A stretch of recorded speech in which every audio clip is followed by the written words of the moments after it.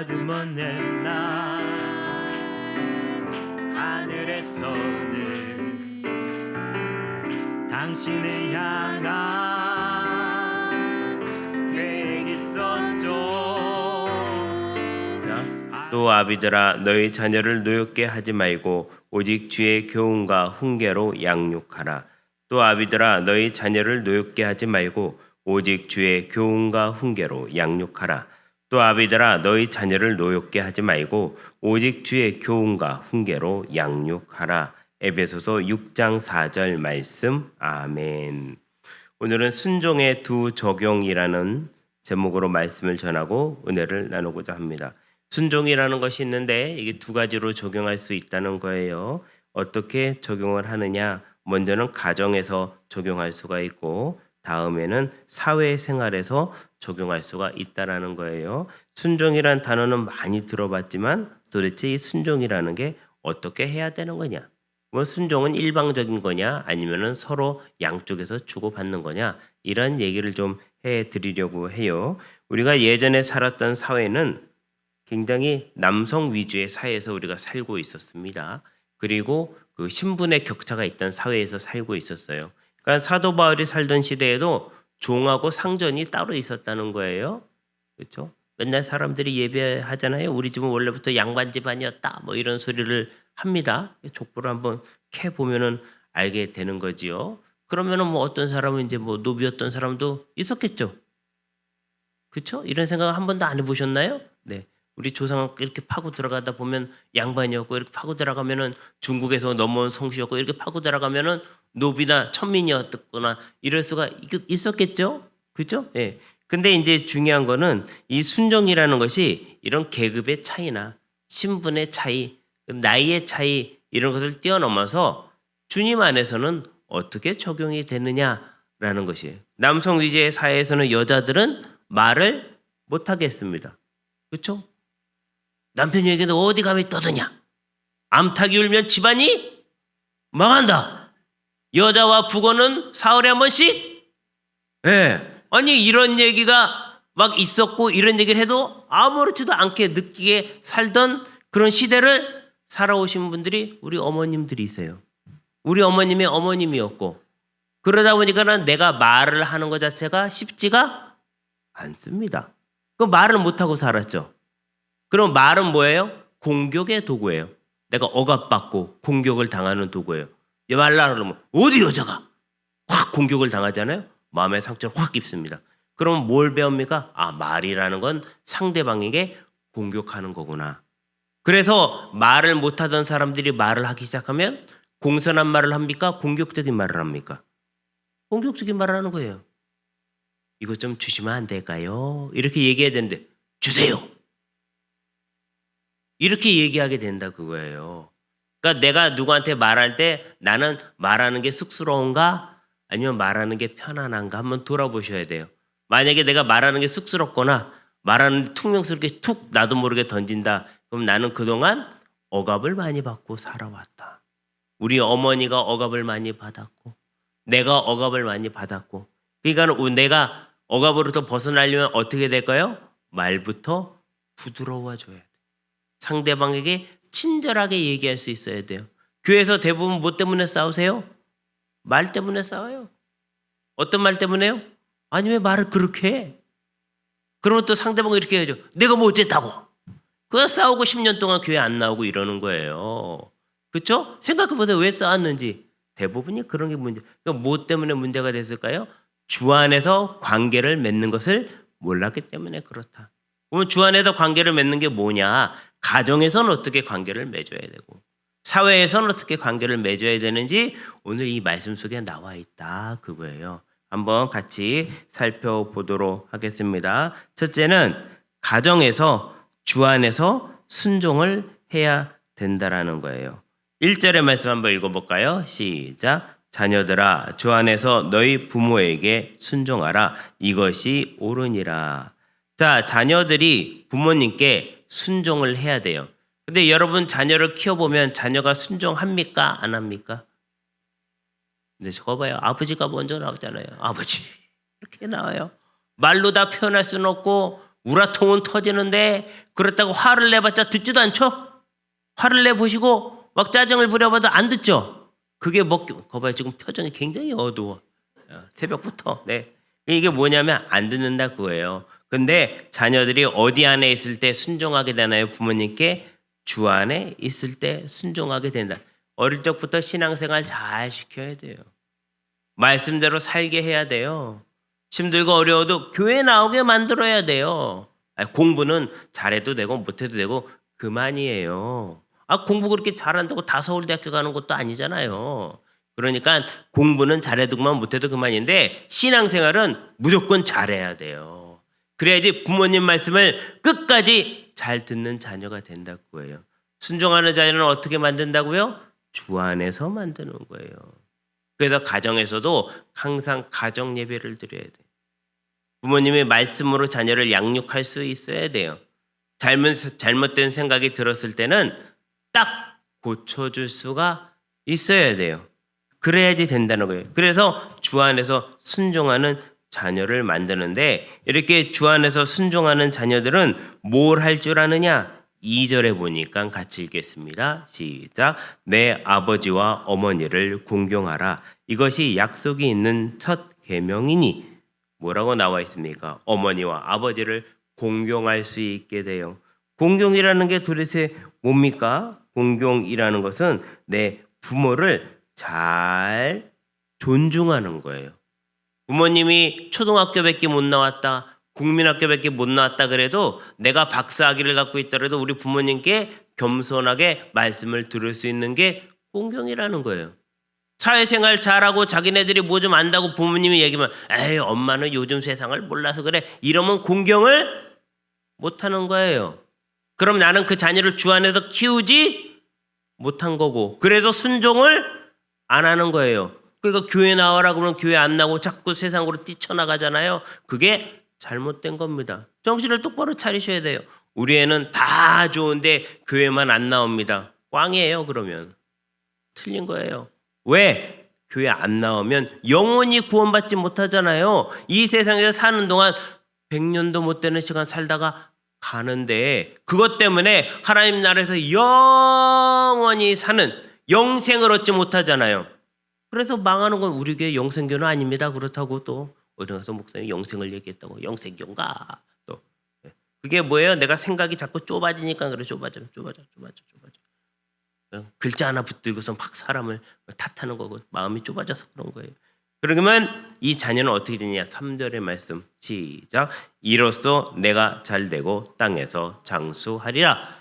우리 자녀가 뭘 하면 한 번에 길게 쭉 가야 되는데 하다가 멈추고 왜 그래요? 부모님 공경 안 해서 그래요. 왜 그래요? 주 안에서 순종을 안 해서 그래요. 자녀가 뭘 하든지 끝까지 쭉 가게 할 수 있으려면 어떻게 해야 돼요?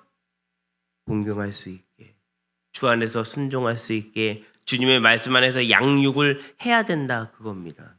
여러분 그렇게 양육하는 부모가 되시기를 주님의 이름으로 축원합니다. 그래서 이거 자녀를 지키셔야 돼요. 자녀를 지켜야 돼요. 언제까지 지켜요? 내가 눈 뜨고 있는 동안은 지켜야 돼요. 우리 가끔 그런 얘기 많이 하잖아요. 뭐 반대할 때 내 눈에 흙이 들어가기 전에는 안 된다. 반대를 하잖아요. 내 눈에 흙이 들어가기 전까지는 자녀를 말씀으로, 기도로, 주님의 능력으로 지키셔야 돼요. 자녀가 똑바로 갈 수 있게 지키셔야죠. 손자, 손녀가 똑바로 갈 수 있게 말씀으로, 믿음으로 지키셔야 된다 그거예요. 잠깐 방심하면 세상의 풍조에 휩쓸리고 사람들의 이야기에 휩쓸리고 그리고 잘못된 사상에 물들어서 자녀들이 망해가는 겁니다. 그래서 가정에서부터 주 안에서 순종을 가르쳐 줘야 된다라는 거예요. 둘째로 사회에서도 주 안에서 순종할 수 있도록 도와줘야 돼요. 목사님 저희 아이가 다니는 회사의 사장님은 불교 신자인데 어떻게 주 안에서 순종하도록 가르칩니까? 그것처럼 어리석은 소리가 없어요. 왜 그러냐? 이 세상은 누가 주관하십니까? 하나님이 주관하세요. 불교 신자 사장님이 주관하는 게 아니에요. 그 회사는 누구의 손 안에 있습니까? 하나님의 손 안에 있는 거예요. 이 세상은 누구의 손에 있습니까? 하나님 손 안에 온 우주를 하나님이 주관하시는 거예요. 만약 하나님이 주관 안 하시면 별과 별이 서로 빙글빙글 돌고 있는데 이 별들끼리 부딪히면 어떻게 되겠어요? 이 지구에 조그만 별 하나라도 떨어지면 지구는 폭발해서 없어져요. 그게 해성이라는 건데 굉장히 무서운 겁니다. 운석이 날아와서 부딪히면 이 지구가 폭발해서 없어질 수도 있어요. 이 지구가 굉장히 강하거나 튼튼한 이런 존재물이 아닙니다. 그런데 하나님께서 서로 안 부딪히고 잘 돌아가고 적당히 뜨거웠다 적당히 추웠다 할 수 있게 해주시니까 우리가 살아가고 있는 거예요. 오늘이라도 하나님의 손을 놓으시면 우리는 사라져 버립니다. 살 수가 없어요. 여러분 팔다리가 없는데도 평생을 살아가는 사람들 있죠? 있습니다. 우리가 그들보다 더 낫다고 착각하시면 안 돼요. 근데 팔다리가 멀쩡하고 사지육신 멀쩡한데 밤새 안녕 돌아가시는 분들이 있죠? 심장마비로 죽습니다. 젊은 사람도 죽어요. 갑자기. 그러니까는 육체가 모든 것이 다 정상적이냐 아니냐보다 더 중요한 건 코의 호흡에 달려 있는데 오늘이라도 하나님이 호흡을 걷어가시면 그냥 마감이에요. 그러니까 결국 온 세상은 누구의 손 안에 있다고요? 하나님의 손 안에 있다. 이 생각을 크게 가지고 살아야지 강하고 담대하게 살아갈 수가 있는 거예요. 이 생각으로 승리하시기를 주님의 이름으로 축원합니다. 우리 동네가 후진 동네고 이상한 동네다. 그래서 나는 이사 가야 되겠다. 이분들은 믿음이 없는 거예요. 왜 믿음이 없어요? 하나님이 변화시킨다는 믿음을 갖고 살아야지. 승리하게 될 줄로 믿습니다. 그러면 도대체 사회에서 주 안에서 순종한다는 것은 어떻게 하는 것이냐? 5절의 말씀 같이 보겠습니다. 시작. 종들아 두려워하고 떨며 성실한 마음으로 육체의 상전에게 순종하기를 그리스도께 하듯 하라. 자, 내가 직장 상사에게 가서 순종을 해요. 이 순종을 할 때에 이 순종하는 마음은 직장 상사를 향한 것이 아니라 그보다 더 크신 하나님을 향해서 하라 그거예요. 예수님을 향해서 하라 그거예요. 제가 여러분에게 설교를 이렇게 하고 있지만 이 설교를 여러분에게 사랑하는 마음으로 하고 있지만 이거는 누구를 위해서 하는 겁니까? 주를 위해서 하고 있는 것이에요. 부부가 서로 결혼해서 서로 좋다고 결혼해서 살고 있지만 두 사람은 누구를 위해서 살고 있는 겁니까? 주를 위해서 살고 있는 거예요. 남편이 이 결혼 생활을 유지하는 존재와 근거가 아닙니다. 아내가 이 결혼 생활을 유지하는 존재와 근거가 아니에요. 하나님이 그 존재와 근거예요. 그래서 결혼할 때 뭐라고 부릅니까? 결혼 예배라고 부르는 거예요. 누구 앞에서 하는 겁니까? 하나님 앞에서 하는 거예요. 뭘 믿고 하는 겁니까? 남편을 믿을 존재가 남편이 하면 안 났으니까 막 얘기해도 되겠죠? 아닙니다. 굉장히 공감하시거나 얼굴이 컴컴하거나 둘 중에 하나죠. 이거는 둘 다 동의한다는 얘기예요. 얘기하는 사람은 좀 마음이 편한 거고 웃지 못하는 사람은 마음이 좀 불편하지만 둘 다 똑같은 뜻이에요. 결국에는. 네. 어찌됐든지 간에 결혼을 지켜야 되는 이유는 하나님이 이 관계를 보증하셨기 때문에 그래요. 보증인이 하나님이에요. 인간 사이에 보증을 함부로 서주면 안 되지만 하나님은 우리를 위해서 늘 보증을 서준다 그거예요.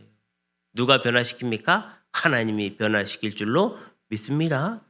교회는 누가 보증 서주는 거예요? 담임 목사님이 아니에요. 우리 속장님도 아니고 하나님이 보증 서주는 거예요. 이 교회에서 내가 너를 복을 주리라. 이 교회에서 내가 너를 세워주리라. 이 교회에서 내가 너를 형통케 하리라. 그래서 여기 다니고 있는 거잖아요. 반드시 응답이 있다니까요. 그런데 이게 누구한테 하듯 하라고요? 그리스도께 하듯 해라. 자녀가 직장에 나가서 아유 우리 상사가 마음에 안 들어서 나는 직장 가서 일을 대충대충 하다가 오겠습니다. 얘 너 큰일 난다. 하나님께 벌 받는다. 하나님께 하듯 해봐. 하나님이 그 길을 열어주실 거야. 이렇게 길을 열어주는 자료가 될 줄로 믿습니다.